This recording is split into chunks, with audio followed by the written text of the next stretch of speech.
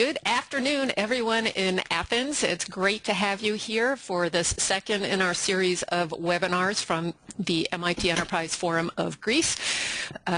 This is one of my favorite Ask a Pro webinars where we're going to be talking with a past client of mine, Mr. Jay Singh, who is CEO of ViralGains. We'll talk more about him momentarily, but first let's take a look at the agenda, and of course first to say thank you to Vasilis and Katerina, without whom none of these programs would be taking place for my Athens audience, and they have been just terrific to work with, so thank you guys. Let's see, moving right along. If you're not that familiar with an interactive webinar, up at the top right corner of your screen you'll see this red and white arrow that will allow you to open your toolbox.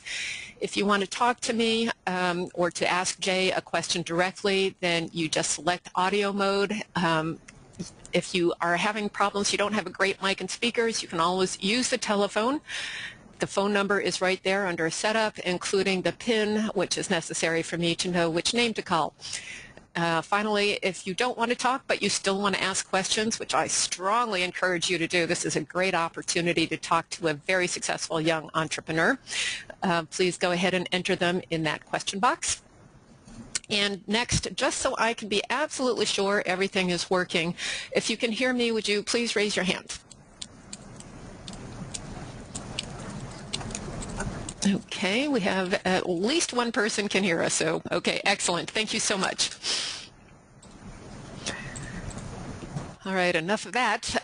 So for the agenda today, I'm going to do a quick overview of the Perfect Pitch workshop that's coming up for entrepreneurs, and then well, not actually then, but just to let you know, I have 2 more webinars coming up next week for specifically for those of you who want to attend Perfect Pitch. And that is another Ask a Pro with attorney Jerry O'Connor, who's been working with startups for a decade or more. And next Friday, if you are still not sure you want to join the workshop and you want to get some of my coaching, I'll be doing 1-minute elevator pitch coaching online. And I'll also be talking about what you can do to be as ready as humanly possible for the big event. And just to give you a taste of what's to come, when I get back from all my travels in April, we'll be having the next scheduled Ask a Pro is with Kyle Racky, another young CEO with an exciting new company.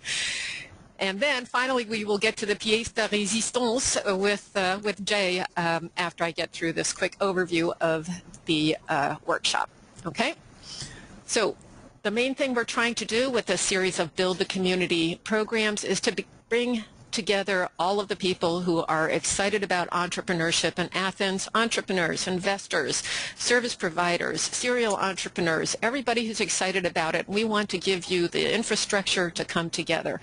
And this is what it's going to look like. Starting on Thursday, the 3rd of April, going through Tuesday, the 8th of April. We are going to have a workshop for investors on Monday.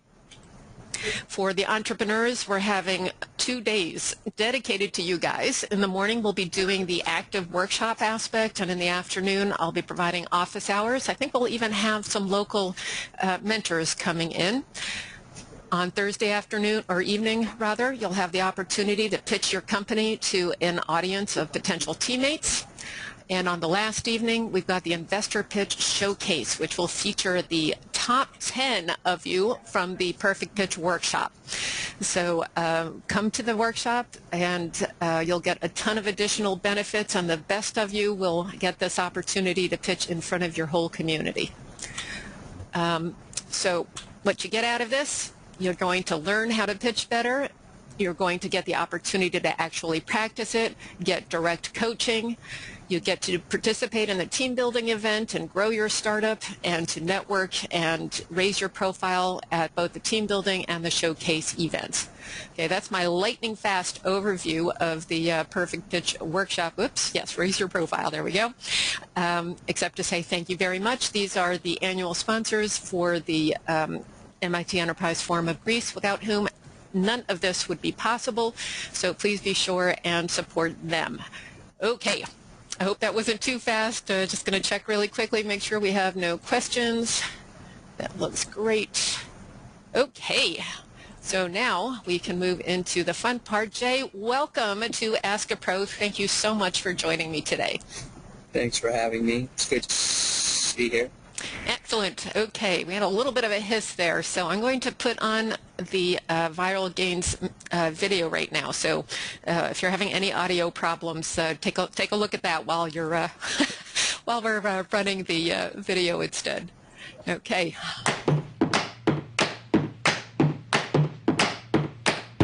The mission of ViralGains was really a collaborative effort among our team. The goal here is to build authentic relationships between consumers and advertisers through online video. The challenge that has historically plagued advertisers is how do you get people to watch videos and fall in love with your brand and want to do that? Marketers get a kick when they see that people are actually taking up their content, sharing it, and hopefully be influenced to make a purchasing decision. ViralGains is basically a seeding platform designed to help brands and agencies distribute their video online and make sure their content is getting in front of the right people, in front of the right eyeballs. Our technology is doing the work for the advertiser and choosing placements that are going to drive the best social engagement on that campaign. Maximizes sharing, conversations, positive sentiment, and really gets consumers aligning with the brands that they love. I think the coolest thing that ViralGains does for its customers is just connecting them with people who love them. We target so precisely that we make sure to hit every right person that should be watching that video and would enjoy watching the video. It's really a mutually beneficial exchange between the advertiser and the consumer. And this company is extremely successful so far. We're just taking off. we're always here. We're always going to be answering your calls and going that extra mile for our customers because we really believe in the product and we want our customers to believe in it too. Great. I love the music too here. Oops, the voice is very low. Okay, let me just up that before we get into our discussion here. And actually, I have to say I neglected to do what I tell all my clients to do, which is to introduce myself at the beginning. So just so everybody knows, I'm Linda Plano. I am the entrepreneur coach who will be coming to Athens next week. Oh my God, it's next week. I'll see you guys in about a week and a half. Let's see. Okay, very good. What is going on with my webcam? Okay. Let's just double check and make sure that the sound is loud enough. Okay. I think we're set. Very good. Let me put just back up here. So Jay, this is what Jay looks like. Unless, Jay, you want to put on your video camera, you're welcome to do that.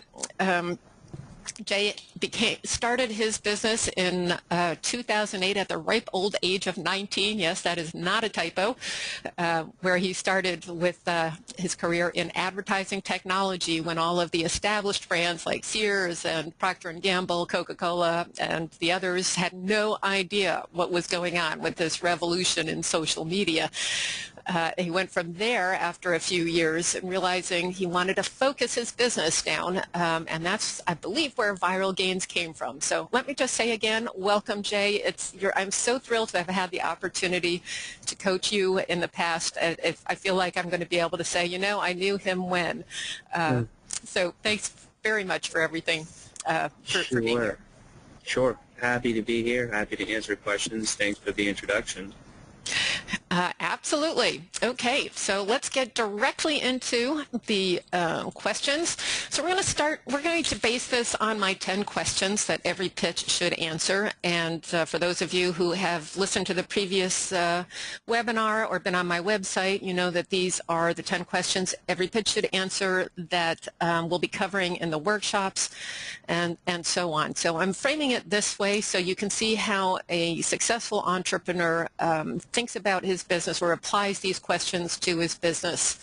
Maybe not directly, but you know, this is all the way the business, these questions address different business issues.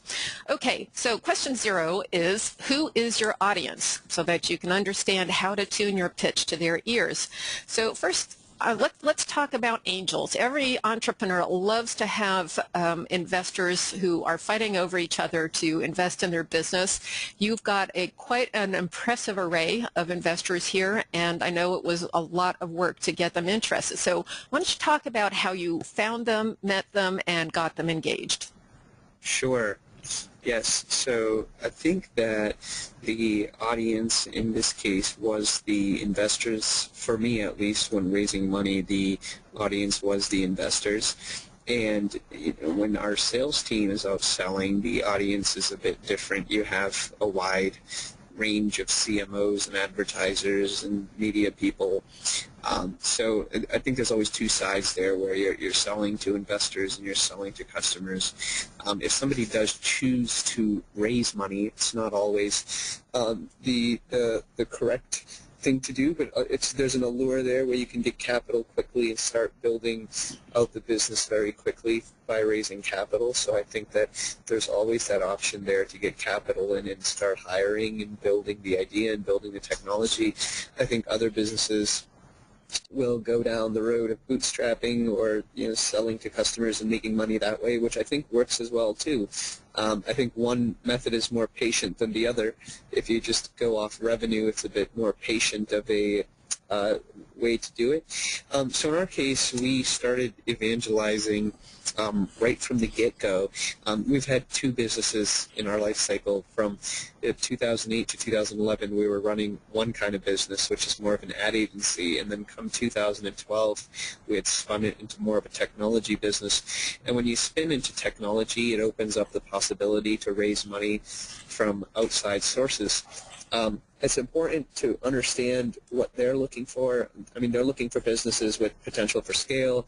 They're looking for businesses that have potential to exit and make back money. They want to make back 10x, maybe 30x their money. That would be the ideal situation. So, if they're putting in $1 million of capital into your company, it would be nice to return 30 million.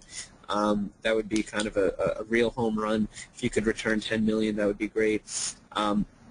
But it's there's different ranges of exits, so keep that in mind. They're not giving you money so you can run the business for the rest of your life, unless you go public. If you go public, then you can potentially run it for the rest of your life, because if you go public and you create value that way, then they can make their return and you can continue running the business. Otherwise, they'd rather see it exit in some M&A format, but it's one or the other. It's the M&A or it's going public.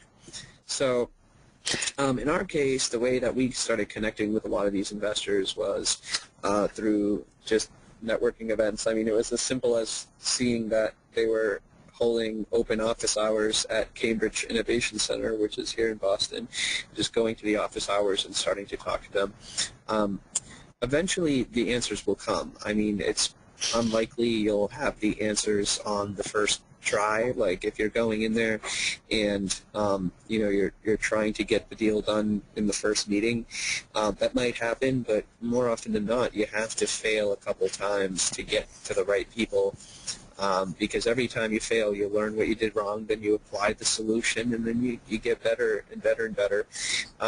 So in our case, we have over 30 different investors right now that all put in varying amounts from $10,000 to $100,000, actually up to $150,000. So we have a check size of $10,000 to $150,000 in our deal.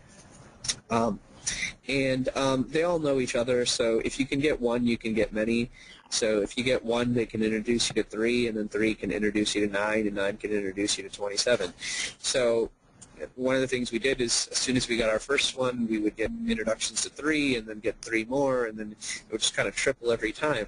Now, I think the important thing that comes to mind now is, well, how do you get the first? The first one is, I don't want to say it is the hardest, but it might be the hardest, because oftentimes they say they're like penguins, where they only want to go when one of the other penguins goes first. So we got our first one through just having good traction. So in our case, we had to get a lot of sales and prove that this was going to work. Otherwise, they weren't going to fund it. Now, people get funded without having sales or traction, but oftentimes they have sold companies, they have proven track records, There's a lot of different ways I've seen it happen. I mean, I've seen people who just have friends in Google Ventures get money out of them. Like, I've seen like so many different scenarios. I think in our case, it was getting some critical mass of traction, getting some amount of sales, and then being able to show that and say, well, it's growing, it's making sales, and then, just creating the right environment to close them is really important too. So, you want 20 people competing for 10 spots, right? So the only way to do that is to have a lot of conversations, and a lot of conversations, then they start closing, and you'll hit critical mass. I mean, if you're trying to create that type of frenzy, it takes time, but it can be engineered. You can socially engineer that type of attention. Just as long as you're a streaking company, that's really important, is to build momentum and then continue the momentum. Boy, I'm just going to keep my mouth shut and let you just talk for the whole hour, because that is a great summary. You might want to clarify for the audience what a streaking company is. Yeah, I think it's just defined by momentum, like having things going up, like having sales going up, having I think sales for us, I mean, some companies are based on users. Like, the more users they have, that'll give them some valuation. In our case, it was sales numbers. So I think any metric that somebody has to measure their company, whether it's sales or users or something else, they should really focus on what's working and pushing that as their claim to fame.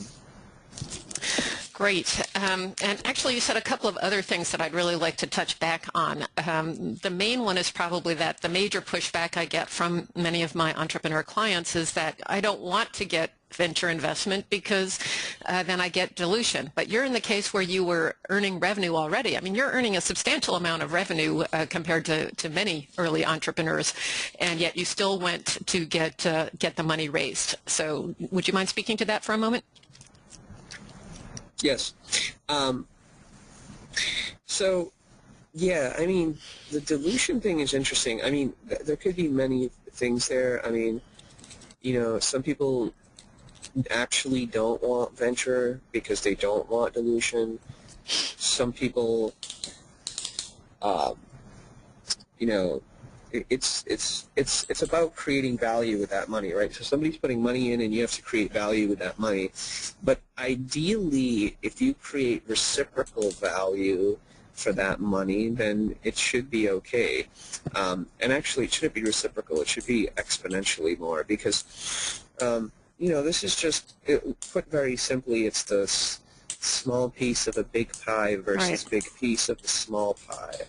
Now, the problem is, some people put money in to make a bigger pie, but maybe they don't actually make the pie bigger. Then they've just been diluted and they have the same size pie. So I think that's a concern, is if you're going to put money in and you don't grow the pie, and then you just have the smaller size of the same size pie. But ideally, you want to make, you want the company to get bigger. You want to create value. Dilution is inevitable. You can't take venture without dilution unless you're just, now this is beyond streaking. If you're like white hot, like some companies are white hot enough, they're raising at really high valuations. Now those are the few and far between. It's, how many musicians do like sold out shows in stadiums? Very few. So, in anything in the world, there's always that select few that are raising on a really high valuation, or taking very little dilution because they're raising on a very high valuation. So, I mean, that's a choice, right? Nobody's forcing them to take venture capital, to take dilution. If they want to take it, they should expect some dilution, but they should expect to create exponential value with that money. Yeah, I think that's really the point that people need to recognize, is you need to raise enough money that you can achieve some value-added milestones that really change the risk level of your company and make it more valuable. Yes.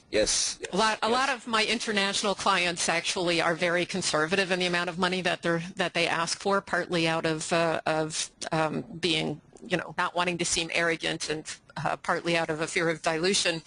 Actually, that's true of some of my Americans as well, but it's really a concern that I think is a false conservatism, right? You're really risking more.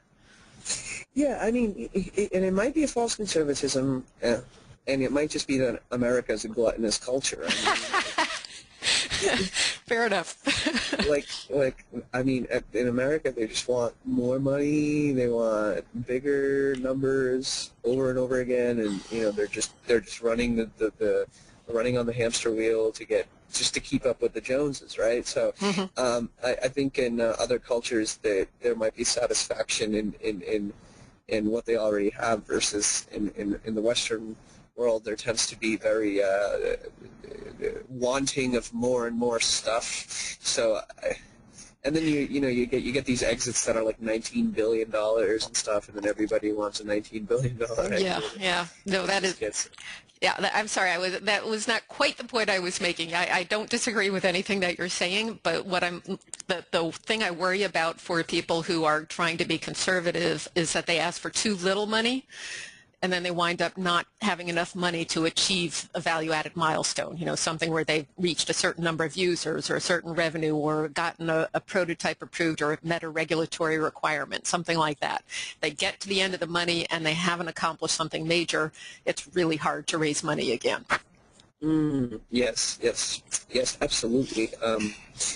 Picking the right milestones. So there's 10 questions, right? Yeah. So I don't want to stall on the first one. So okay. Whenever you feel like we should just move on, I'm happy to move on. Okay, sounds good. It's just that investors is probably the area of single most interest to most of my clients. But I think we can continue on that if you want. Yeah, we can continue on it if you'd like. I think you know the audience better than I do. So your point is well taken. You are breaking up a little bit again. If you wind up having problems, we can always switch over to telephone if that's convenient for you. I could switch to telephone. It would probably work better. But are you saying that it has been breaking, or just it started breaking now? It did when I first introduced you, and now it just started again. The whole part where you were talking about the investors, it was perfect, fortunately. Oh, okay. And right now, is it okay? It's a little bit erratic. Okay, let me. I will call in right now. Okay. Great, and I will prod my audience here to see if they have any questions while you do that. Okay, so everybody in the audience, if you have questions about investors or about the upcoming Build the Community events, whether the investor workshop on how to pick a startup or the Perfect Pitch workshop, the team building event, or the investor pitch showcase, any of those things is open for discussion. Also, just so you know, I'm going to be getting to Athens several days early so that I'm sure that I'm on your time zone and and well rested for this really intense period that we're going to have. So if anybody is interested, we can actually get together ahead of time. Okay. Is it working now? Oh, that's great. Yes. Thank you. Okay. All right. Cool. So the other big part about your audience is you have gotten into some of the most prestigious accelerators in the states that I know of, as well as won many awards of various kinds. So can you give any advice to people who want to enter accelerators? Good idea, bad idea? Obviously, it's not a bad idea, or you wouldn't have done it several times. But what are the cautions and the advantages you would like to tell them about? Well, it's good networking. Each accelerator is really, really different. There's different structures to each. Like you're looking at three accelerators and one award here. So, Mass Challenge is an equity-free accelerator. The applications are open right now for Mass Challenge for the new program. So they take 128 companies a year, and they award $1.5 million. and applications are open until April 2nd. And they take people from all over the world. In fact, that's their claim to fame, is people come from all over the world to come to Mass Challenge. And I actually have some like $50 off refund codes for the application. So Linda, I will forward that to you in case you want to send it to anybody. Sure, that'd be great. Thank you. And we should point out that you won a $100,000 diamond prize last fall. Oh, yeah, we did. Yes, that's true. So we were, so, I mean, there's 1,200 applications last year. Then there's 128 finalists who enter the accelerator. And then 5 of them take home that $100,000, and then like another like 15 will take home that 50 grand. So, I mean, the acceptance rate, what I hear, it's like less than like Harvard Business School or something like that. So it's pretty tough to get in. And then, becoming the ultimate winner, that's pretty, it's pretty tight competition, Yeah. So you don't want to enter an accelerator just for the prizes, because chances are you're not going to win them. You enter it for networking opportunities, raising profile, learning maybe? I think so. Yes, the networking, the mentorship. But here's what I say. I mean, if you go in thinking you're not going to win, then you're not going to win. If you go in thinking you're going to win, then you're going to win. And this is a very subtle distinction, but you always want to go in thinking you're going to win. Even if you don't win, at least you got close. Because having that mindset that you're coming in to win really helps. Doesn't mean that it's what's going to give you the win, but I think trying to focus on winning helps you get the most out of the program. So yes, but commonly around here they say it's not about winning, it's about getting the value out of the program. But I think focusing on winning gets you the value out of the program. So it's kind of a subtle distinction. So 500 Startups is a bit different. That's a equity-based program based in Mountain View, California. It's also based in Mexico and Asia and all over the place, New York. There's 500 startups all over the place. So what's interesting about them is they take some percentage. The structure is continuously changing, somewhere between like 2.5, more like 3 to 7%-ish, somewhere in that range. Structure is always changing there, but it's a really good program. The founder, Dave McClure, is a funny guy, very popular in the startup world too. So he's great. And then Ty Boston is a local accelerator run by Ty, which is the Indus Entrepreneurs. That one, it doesn't take equity, it doesn't award money, but it does have some networking benefits, and there's a lot of people that are in the community, and you can network and meet a lot of people. So I think with all three, I wouldn't say one is any better than the others. I'd say they all bring different things to the table. It's all about focus. The accelerator is never going to help you make, well, the accelerator will help you make a successful company, but ultimately a successful company starts with you internally. So, it's all about knowing yourself first, and then leveraging the accelerator to take your company to the next level. That is excellent advice. So I'm going to keep pushing us since we're at the half-hour mark now. But much as I would love to stay talking about accelerators and investors forever. So question number one is, why should I care? And as you know, that's almost always market size and market pain. These questions are asked from the perspective of your audience. And in this case, we're really talking about investors and customers. So I grabbed this, ViralGains has an excellent website that, from my perspective as a pitch coach, you've got to pitch on virtually every page, one way or the other. There's a call to action. There is something that is of direct relevance to your particular audience. And I thought these white papers were particularly genius. But before we get into any of those, let me just ask you about how you came into ViralGains. I mean, you started out in college developing digital marketing campaigns, and it would have been easy to just keep building on that success by doing more of the same. So how did you get the discipline to focus on just the one medium? What was it about videos that made you say, I'm going to put away some of this other stuff that I know I can make money on, and instead just focus right here? Okay.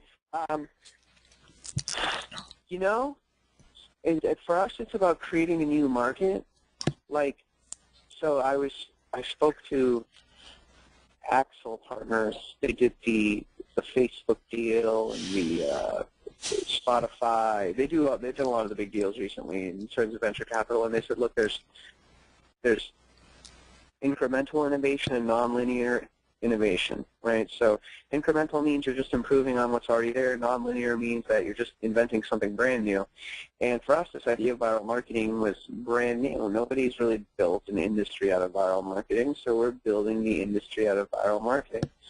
And it took some time to arrive at that. It took some inspiration from the outside world. We've been working in advertising. We've been we had an agency business, and we said, we want to build our own industry, and we said, well, let's make it about viral marketing, and so that's really how it came about. Is ViralGains, all about viral marketing. Choosing like what you want to do. I think good ideas are just come as inspiration, or you had a problem and you figured it out. The problem could even be that you want to make money on a business. I mean, that's okay too, and then you can find something that works. Sure. There's always some motivation there that leads you to a good idea. And then the why. The why is a really important question. I mean, there's the golden circle theory by Simon Sinek, which is, start with why, talk about why you're in this business. And, our why is really about, making the relationships between the advertisers and the customers in meaningful ways. And that really helps us. It gets people understanding why we're even in the business, that we're trying to help them connect with their consumers. And that's super important, because knowing why you're in the business, right? Like, I could just say I'm an ad platform, or I could say, well, not me, but I could say this business is an ad platform, or I could say this business is here to build relationships between advertisers and their customers. So there's a difference there. It's thinking about the why. That's really important. It's a good question to answer, is why. Great. And I'm actually going to ask you to give new entrepreneurs, a couple of pieces of advice then. First, what do you make absolutely sure that you know about your customers just as soon as possible?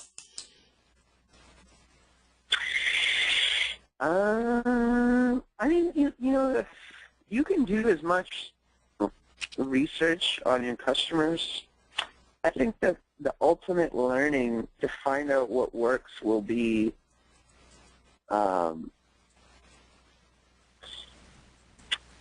talking to them and getting turned down. Yep. I mean,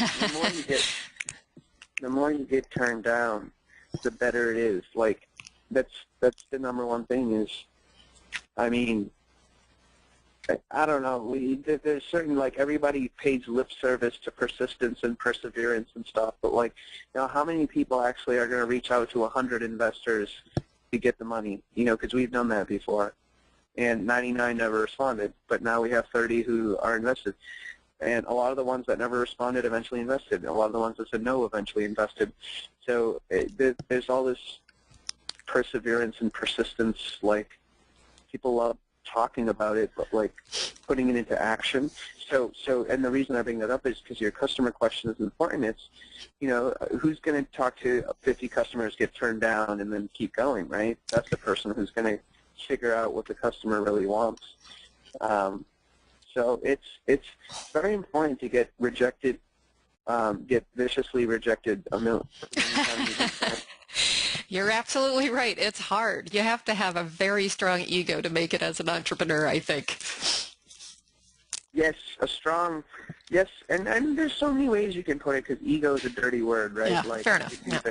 It could be like that you have a strong sense of yourself, or you have a strong attachment to the vision of what you're doing, a strong attachment to what you're eventually going to manifest out of the company. So, yes. Yeah, in fact, I thank you for putting it that way, because one of the reasons I asked you to do this particular Ask a Pro is for this audience is because you're very young. You've been quite successful. I mean, obviously you haven't made the 30x return on investment just yet, but you're doing a lot of things very right, and it would be extremely easy for you to be egotistical about it, as opposed to really determined to see your vision through. So that's a great clarification. This next question might be impossible to answer since you were sort of creating a new market, but that question that I often get from entrepreneurs is, so how do I find useful market information about this business? You know, do I go and buy a big study or something? So do you have any advice along that, or since you're creating it, you are just, just go out and create your own markets? So you're saying like creating markets versus which alternatives? Well, for most people, they're not going to be building a brand new market. And in fact, that's a very challenging thing to do unless you happen to be first in on some area that is exploding. So it was more directed towards what is the right way to assess whether there is a market out there or not. Oh, okay. Yeah, I think, well, I always encourage to think big, and again, not in the lip service way, but to really think big. Like, like you can, so one really good book in the entrepreneurship world is called Blue Ocean Strategy. It's about making new markets out of nowhere. And I think to answer the question very simply of, how do you determine if there's a market out there, it's going to come back to calling a lot of customers and seeing if you can get people to pay for it or see if you can get people to use it. With creating markets, like, at first we were just video ads or video marketing. That was like our first year. And then we said we're going to broaden out and call it viral marketing, and we're going to apply it to everything. We're going to apply it to video and social and mobile. We're going to apply it across the board. So that was kind of the manifestation of that really big picture for the market that we're creating. One good example is this company HubSpot in Boston. It's, first it was just a search engine optimization tool, but they called it inbound marketing. And then they applied, email newsletters. They applied like sales funnel tracking, email tracking, event tracking, lead contact management, everything, and it became inbound marketing. So you can start with like one segment and then think about how it can be bigger and how it can be its own market. But I think it starts with getting one thing that works.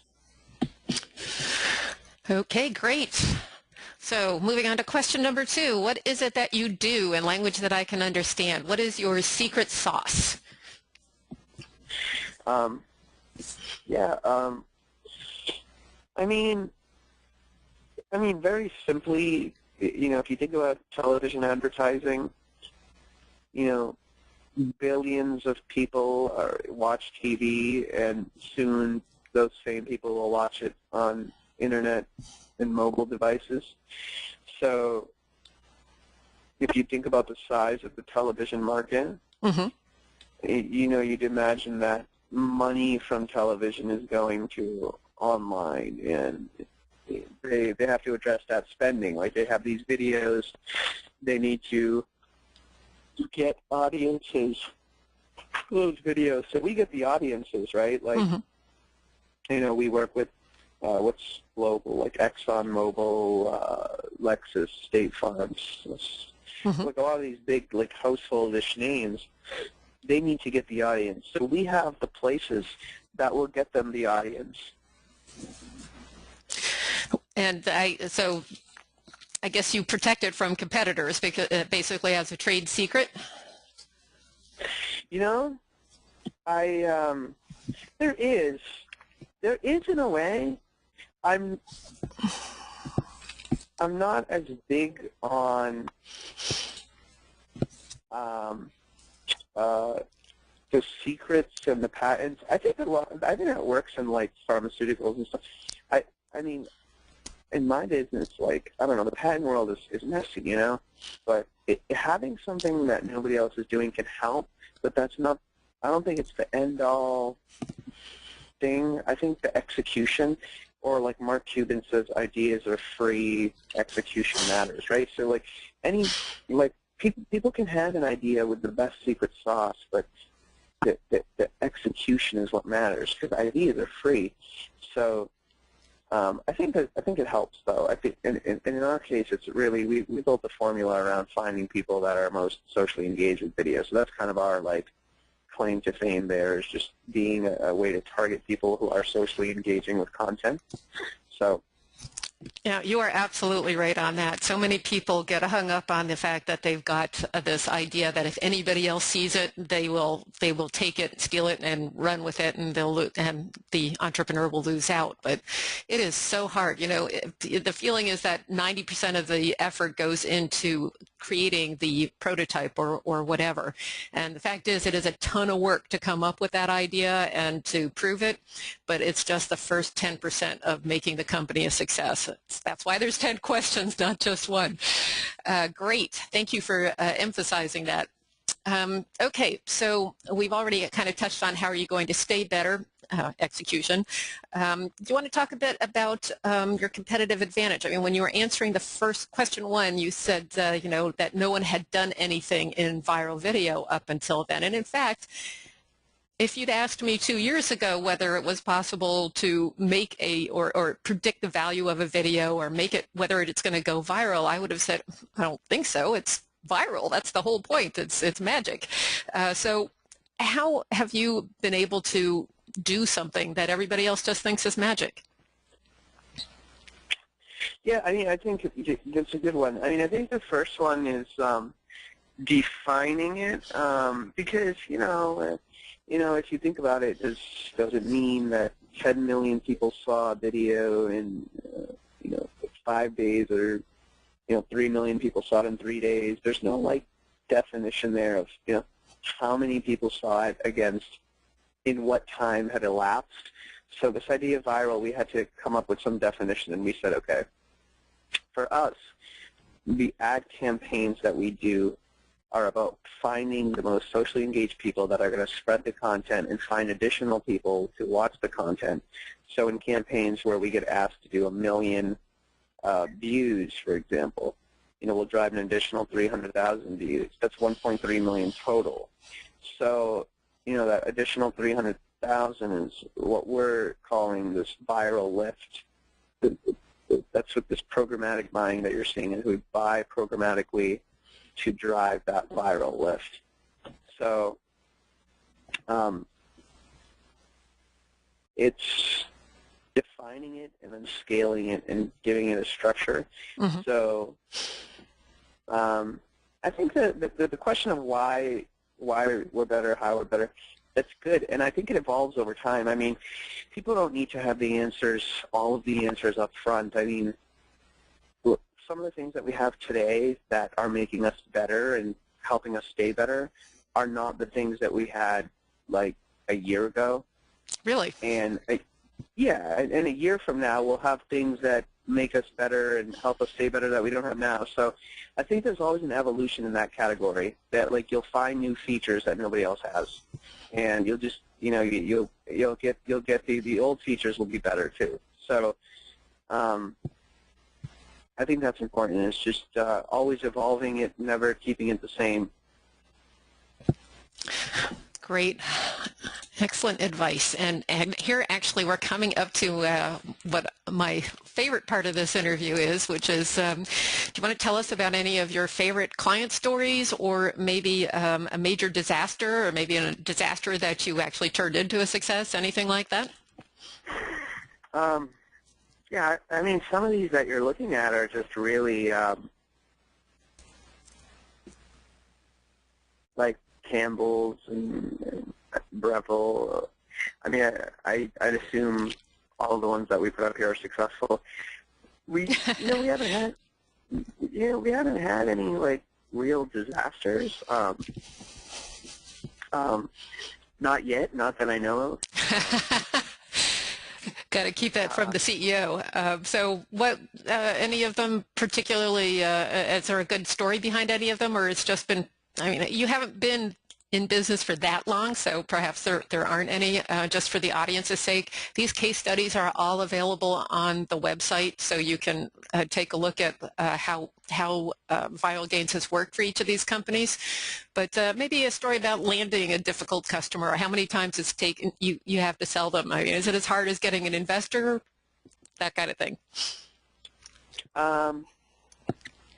Well, we've been lucky to have a really good team of people that are acquiring those customers, and I mean, it's the same thing. Like your customers get better with time, your investors get better with time. It's you know, I think I have less to say on the customer side, just because there's a team. Okay. There's a team that's just really good at it. I think that proving value to them, I mean, they're looking for results, right? You can't fake results. So yes. Yeah. As long as the results are good, that's the ultimate. You can talk all you want, but if the results are good, that's all that matters. So they're just looking for results, and that's it. You can't fake the results. You can't pay lip service to the results. The results have to show themselves, because the results are real. So whatever result the person is looking to drive, I mean, the business creates value for the customer pays for that value, and the more value you create, the more money they give you. So it's really that balance. Okay, great. And maybe we'll get one of your customer team for an Ask a Pro one of these days to get their advice, since they're being so successful. Sure. Kate would do it. Kate can do that. Yeah, actually I met Kate when we were working together, didn't I? She was great. Yes, indeed. Okay, question 6 is, how will you make money, which is your business model. This is just sort of my generic way of looking at business models. And I don't think, having listened to your answers on the previous questions, I think I'm going to skip most of the ones that I sent to you previously, and just ask if you have any examples of the smartest or worst decisions you've made in terms of deploying your business, or if you don't have anything like that, what are the biggest mistakes you see your friends and colleagues making in their own startups in terms of business models? What should you look out for? I think the business model is a really important decision, and it's something that we somewhat overlooked in the beginning, because we just got out and started selling it. Then we started hearing about how you can make more conscious choices, like in terms of who you're selling to. But it doesn't matter, because you can start just running and gunning and eventually figure it out. I think having a model clearly defined in the beginning would actually serve to your benefit. I think in our case, we started out running and gunning, and now we're kind of clearly defining what the model is. But yeah, I mean, we're like any company. We have the sales in-house. I don't think you'd want to outsource sales in the beginning. That seems kind of weird, because if you can't sell it yourself, I don't know how you get other people to sell it, unless you have just that much capital to employ some brilliant outsourcers or something. So yeah, getting to the decision maker, solution-based selling is important. I mean, asking the right questions, figuring out how you're helping them, how that creates value in their life. So it's just making sure that you don't want to sell people something they don't actually even need to have, or it doesn't fit. You don't want to sell something that doesn't fit. So making sure there's a fit. You're just as responsible as they are. So making sure there's a fit, and then capitalizing on that. If you're going to solve a problem, make sure you're solving the problem. That's a great point as well. And actually, one piece of advice from my own past experience in startups is it's okay to fire a bad customer. And a bad customer is really just somebody who doesn't fit well. Yes, I agree. Hard as that may be to do early on when you're still trying to get that revenue. Anyway. So question number 7 is, how much money will you make with your brilliant business model? So, for instance, I don't expect you to reveal all of your financials, obviously, but I did see that I could get started on ViralGains, and in fact, when I get a moment to catch up with all of the things that I want to be doing, I hope to actually get onto the ViralGains platform and see whether I can't make a video go or two go viral. But anyway, I see I can get started for just $1. How do you set your pricing, and how is that working for you? I think it's looking at the market. I mean, that's one place where I actually recommend like looking at the market and making sure you're, making sure that you're on par. If you're gonna price like much higher, you should know why you're pricing much higher. If you're going to price much lower, you should know why. And if you're pricing much higher, you should have the ability and the confidence to sell much higher. In our case, we really looked at the market and we just made some decisions and said, well, what's going to fit? Where's the trend going? Did you have to have some kind well, let me see if I can rephrase that. For your financial projections when you were pitching to investors, did you have to make any kind of far out projections that you knew you were not going to be right on, but they still wanted to see something in the way of financials? Some of them do, some of them don't.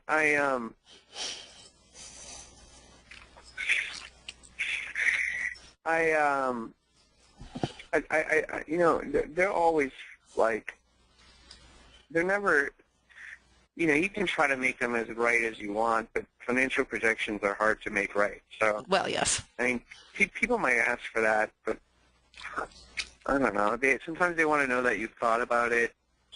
I think it helps. I'm not a big fan of it. I'm kind of a fan of it, but I'm not a big fan of it. And you can make really complicated models too that work pretty well, I hear. So. Really? Yeah. See, I'm just not in the well, here's the thing. If you have operating history, like if you have 2 years of operating history, you can use that data to extrapolate the future, right? Sure. I have one of those models that uses all of our previous data to predict like the next couple of years, but I'm not like in the business of like predicting exact things in the future. I'm more in the business of like thinking big and just getting there. I definitely applaud that, and I do think you're right that the reason that investors do want to hear it, the ones that do, is because I think there's two reasons for it. One is that they want to know that you understand how your business works in your industry, and second, that they want to feel some level of security that there is potential for that rapid growth they're looking for. Even if they know the absolute numbers are going to be wrong, do they believe the assumptions and the projections that it can happen? Yes, that's true.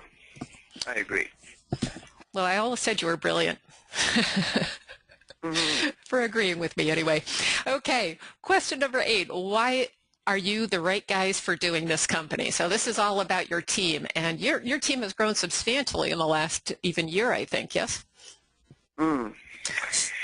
Yeah, definitely. We've added a lot of people. I mean, I think that it's really like key to think about like who you're bringing in, and I think it starts with one person though. I mean, our team started with 3 people. It's the 3 people you see up top there. But how did you find each other? It was actually just by chance. Me and Dan from school, me and Kate from another job. But that's the thing, like chance favors the prepared mind. So the thing is if you know yourself and you know what you're going for, you'll find the right people. But you really have to know yourself, and you really have to know the people. So you have to know yourself, and you have to know where you're going to get the right people. And they will just, they'll come from the right places when you know what you're doing and you know what the big picture is. So whether you want 100 million users or 100 million in sales, you got to know that very clearly, and then you'll find the right people. I noticed also, though, that we have always looking for new talent. Is there anyone in particular you're looking for right now that the audience should know about?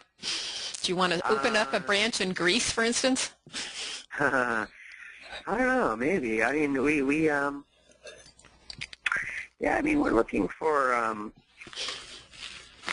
like engineers and stuff. Like, I don't know if we're fully looking, but I think in the spring we're going to be looking more seriously for some positions. But yes, one day we'll be in Europe. Okay, sorry, I didn't mean to put you on the spot like that. It just, I just thought it would be kind of cool. Okay. And the last two questions, see, the first three questions plus question 0, those are the ones that really take the time, the real thinking about the business. Everything else is more mechanical, so that's why I tend to spend a lot of time up front. So you recognize this, I'm sure. This is my favorite chart for projecting what's going to happen, for showing what the value-added milestones are that you want to accomplish between when you're raising money and your exit. How much money you need for each of those. Not that you have raised $4 million or anything like that. I meant to change those out with question marks. But anyway, these are questions 9 and 10. What will you do? How much will it cost? So it's so here's the. I'll be interested in your answer to this. When will you know that you personally have really made it, or do you feel like you already have? You know, it's a good question. The thing is,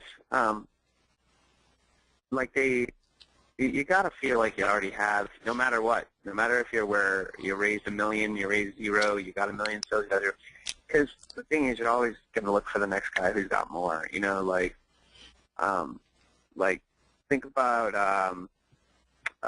like these studies they do where if they study millionaires, like they always want doubles. So the guy who's got $1 million wants $2 million. The guy who has $10 million wants $20 million. The guy who's got $50 million wants $100 million. Yeah. I mean, the survey question is, well, how much do you need to be happy? And they usually said double. No matter if they had 50, they wanted 100. If they already had 300, they wanted 600. So I think you should already feel like you made it. I think the chart really helps. I think knowing, like, it's like making financial projections, though. If it's accurate, then great. You're officially like. Yeah. But it might change, right? It might change. It will change. It absolutely will change. But you have to know how you want your business to grow, and your investors need to know that there's some prayer of an exit at some point. In fact, when do you expect to exit, and how, if you don't mind talking about that? I don't know. I really don't know. It could go public or it could get bought, and if it got bought, it would have to be the right price at the right time. Sure, absolutely. But you're not getting any pressure from your investors. I'm sure you've picked your investors with care, so you don't have any who are just in it for the money. I mean, they're in it for the money first and foremost, but they care about you guys, your team, and the company and its growth. Yeah, definitely. I agree with that. Okay, well, that was a fairly poorly worded question, so let me see if I can end with one better one here. So tell me, just overall, what are the things that are most important to be disciplined about as an entrepreneur? What's the hardest thing, and what's the most important things to be disciplined about? Mentally. That's it. It's mentally and spiritually. Everything else is external. Everything internally and everything mentally is going to manifest what happens externally. So, know thyself is the #1 takeaway.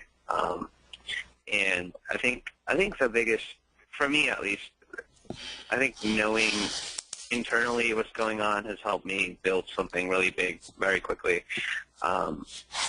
And I think the world will ask you to look at the externals. The externals are important, but I think having the internals locked down is important. I think having both, and you get, you get both. I think looking at internal is good. Looking at external is good, but for me, it's all about looking internally to better influence the outside situation. Well, I can't think of a better quote to end on there. The two big messages that I've gotten out of this interview is know thyself, because that's come up several times, and it's not just lip service to think big, to believe in yourself, and all of those things. You have to not just say those things. You have to really believe in them and really execute.